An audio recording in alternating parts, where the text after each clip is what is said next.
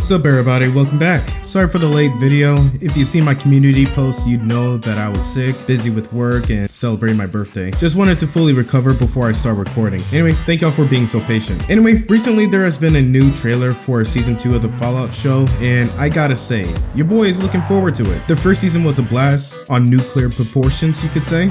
Man, you corny! But there's one creator who isn't overly fond of the show and feels the exact same about the trailer. That's right, Dan vs. Synthetic Man. Now let me keep it a beam. I don't care whether he likes the show or not. If he ain't feeling it, he ain't feeling it. It's his preference after all. It's just what he has to say about the show I have an issue with. I'm sure many of you have seen this Fallout Season 1 review, and if y'all are not completely fried in your dome, then you know how fucking atrocious it was. And so with his reaction to the Season 2 trailer, I think you can all guess what kind of energy he is bringing into this. So sit back, relax, grab some snacks, and let's get into this. Guys, the Fallout TV show is returning. You know, the greatest video game adaptation of all time has a 97% on Rotten Tomatoes. All your favorite shield creators like Moist Critical love it. You can tell this man is still salty about getting called out by everyone for his terrible review, including by Critical himself. Hey bro, no one told you to bring in interracial marriage statistics in a Fallout review. Kinda brought this upon yourself. I was a huge fan when they improved the lore of the original games. When they made ghouls have to take a serum to stay sane, and they're so rare that someone can call themselves the ghoul and they'll know who you're talking about.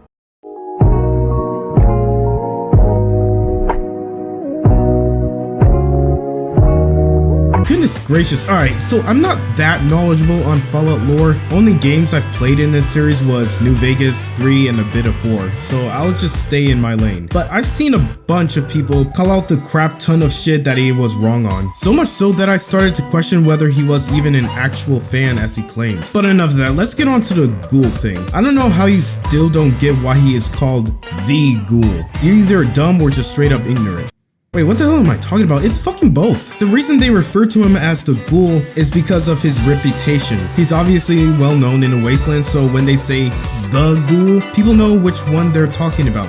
Like for example, if I'm not at a farm and I see a herd of goats, but I'm telling you to bring me the goat, I can guarantee you know who I'm talking about. Oh, and we can't forget the second most popular faction after the Brotherhood of Steel, the NCR, getting nuked into oblivion off screen. I was a huge fan of that. You know what? I'll give you that. I wasn't a big fan of the direction they were taking there either. So yeah, you had a good piece of criticism. You did it. Good job. I can't believe it. I'm proud of you. I loved it when the goofy black guy did the stupid thing, or the quirky, naive, bug-eyed girl did the other stupid thing. Fallout is so much like Borderlands, guys. You know, things being dark and edgy, that's for 12-year-olds. We grown-ass men like mature themes such as cuckoldry and miscegenation and corporation bad? Coming from you with the shit that happens in the show, you calling it all that edgy is interesting to say the least. But besides that, a couple of things. First, from my understanding, most if not all pre-war companies are pretty evil, including Nuka-Cola.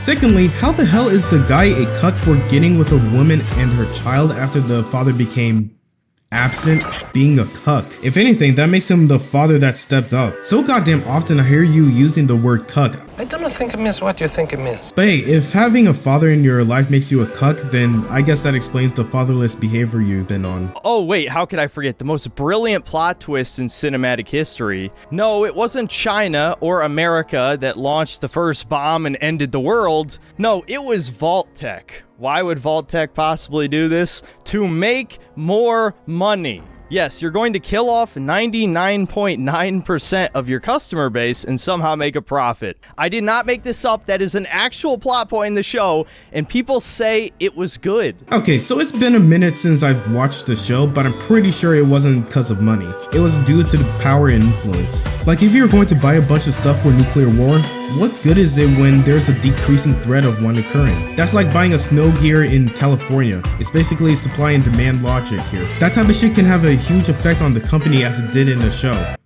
Unless you do one thing. Justify the product's purpose. They genuinely think the Fallout TV show is good. And you know, honestly, I shouldn't be the least bit surprised, because Redditors unironically thought that Fallout was a critique of capitalism. No, not the main theme of the game that they tell you at the beginning of every game, that war never changes. No, that can't be the theme. That'd be stupid. Is it really too far-fetched that a story could have multiple themes and interpreted in different ways? It only took Tim Kaine himself, co-creator of the fucking series, to tell you supposedly media-literate morons that no, Fallout is not about capitalism. Bruh. He also said he doesn't mind if people take the anti-capitalist message from the games in the same article you are showing us. And what's funny is that you bring up Tim Kaine as some smoking gun even though he hasn't worked on a Fallout game since the first one and production work on the second. All respect to the guy, but even you said that the lore hasn't exactly been the same since then, so...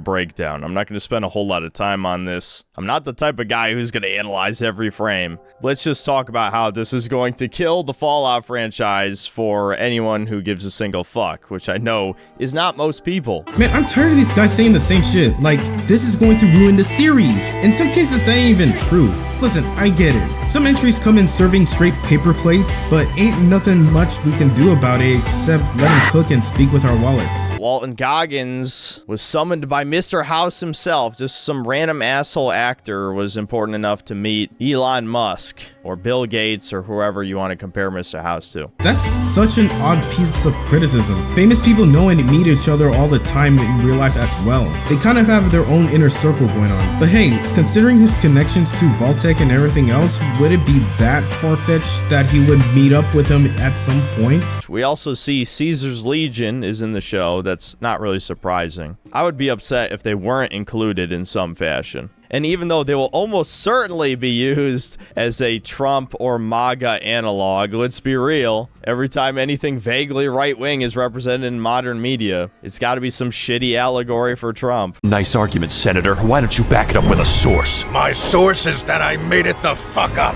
How on God's green earth would that even be possible? I can guarantee that any of the references you might see would be purely coincidental. Like for example in Metal Gear Solid Revengeance, peak game by the way, Senator Armstrong said word for word, bar for bar. I'll make America great again! And you know what the kicker is? The game came out in 2013.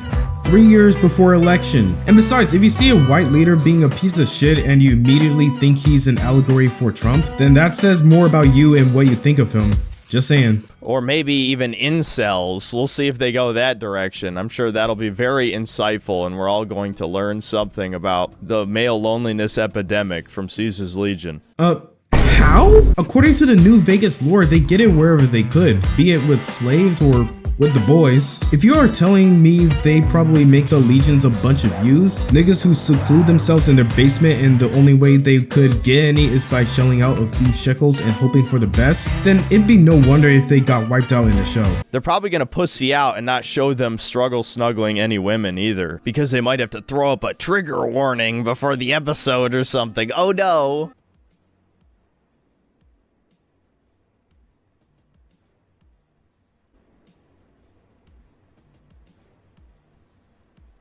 Oh no, God forbid they don't put any scenes like that in the show, or worse, a content warning. Holy shit, you're an idiot. If anything, I'd say it's far more likely they're gonna make a lot of jokes about them being gay. Because of course, being traditionally masculine in any fashion, like all of our ancestors before this modern hellhole that we call civilization, means you like pee-pee. Okay, besides the fact that the game itself already makes jokes about Diddy's Legion's sword fights, it tells me a lot about you when you think that a bunch of fascist niggas in Roman armor have slaves, oppressed women, and daily struggle snuggle sessions are traditionally masculine. In fact, I think I got a sense of how you roll in your God of War review. Sexual interest in her whatsoever.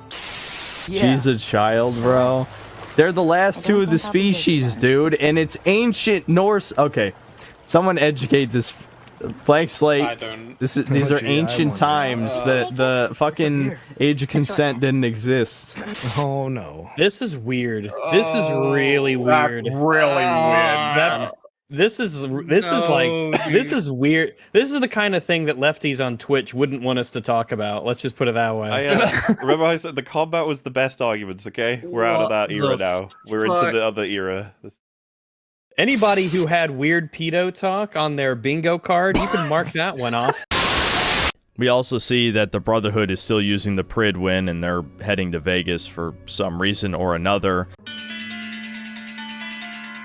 Me, personally, in my playthroughs, I usually make sure the Brotherhood lives, just because I think they're cool. Well, color me surprised. But hey, you like what you like. Just making an observation here.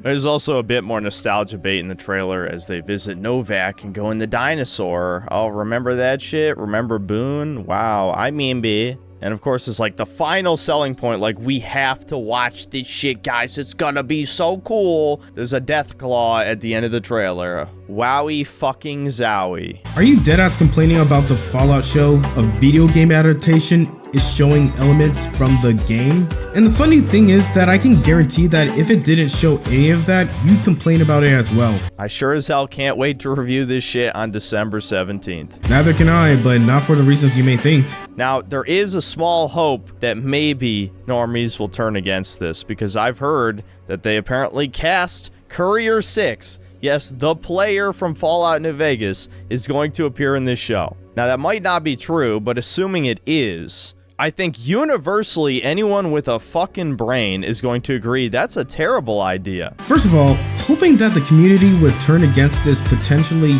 good season of a great show is kinda crazy. Straight hater behavior. Secondly, where the hell did you get that from? I've been scouring the internet for something that pertains to that, but all I've seen were TikToks that were based on pure speculation. While I agree with you that adding Courier 6 wouldn't be such a great idea for obvious reasons, I just don't see the point in mentioning it when that's all you have to go on. And then being gaslit into believing, no, actually that thing you just watched or played is awesome. Forget that it is worse in every conceivable way to the things that came before, or the adaptation ruins everything that you loved about the original. No, this is good because your fucking overlords told you so. You listen, you consumer bug man. The Fallout show is good. We told you so.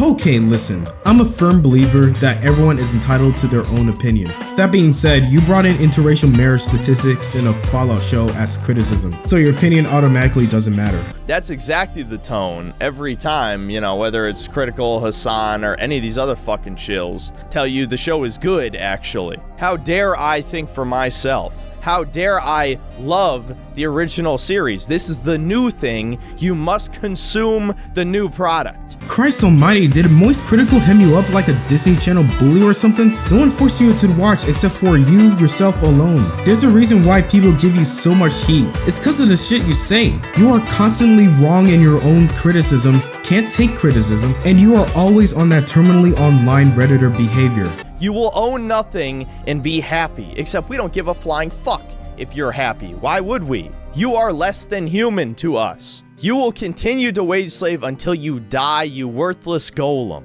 And the sad thing is, you hear all of this and you accept it and you like it. Why? Because you want to be a part of the crowd. What the fuck are you talking about? Sure, there are internet discourses about media and all that junk, but at the end of the day, it's just internet shit. It's not really that deep. We really don't care what side of the aisle we end up on. That's it. You don't want to be ostracized and exiled from the group. You don't want to be bullied because you're weak. It's that fucking simple. I don't care if 1 million mainstream YouTubers react to this video or my review of Season 2 when I inevitably call it shit and that it ruins everything about the original series. Why? Because I know I'm right. Not like that, but like we could go out. Like I know you're in LA, flight.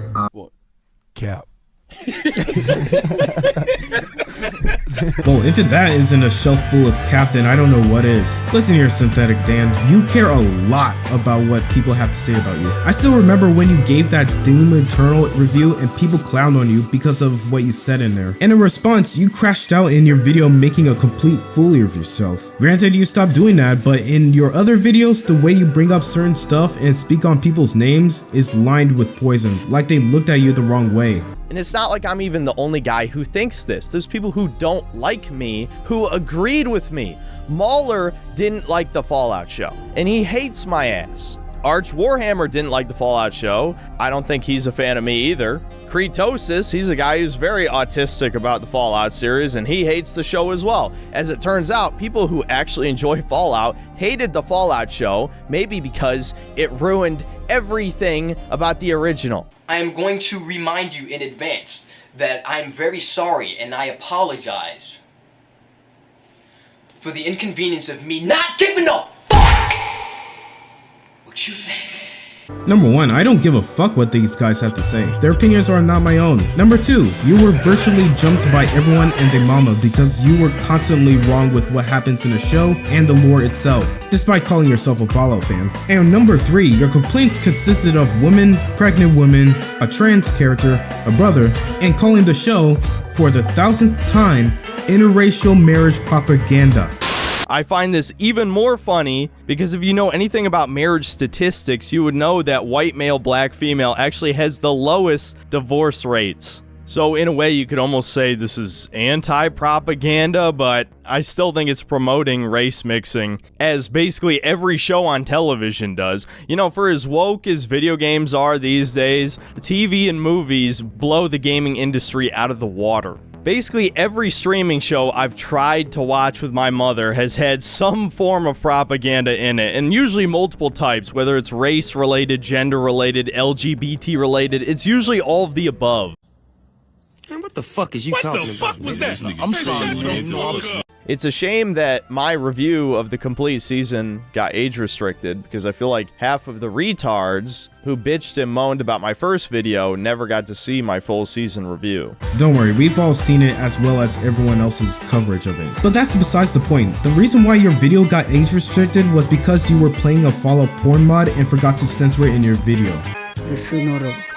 Kinda irrelevant, but this made me remember something similar happened with a creator by the name of Rev Says Desu, when he made a whole video bitching that the game industry is trying to silence him by age restricting his video for sexual content, but the whole time he was capping and got age restricted because of the softcore porn he put in it. I just find that so funny with how often I've seen this come up. Anyway, that's pretty much it with what he has to say about this trailer. Honestly, it's a given how his reviews for the second season will go, and I guess I'll be there to pick that shit apart.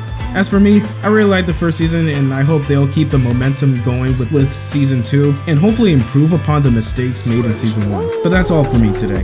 Hope you guys enjoyed the video. Be sure to like and subscribe if you like, and have a good one. Peace.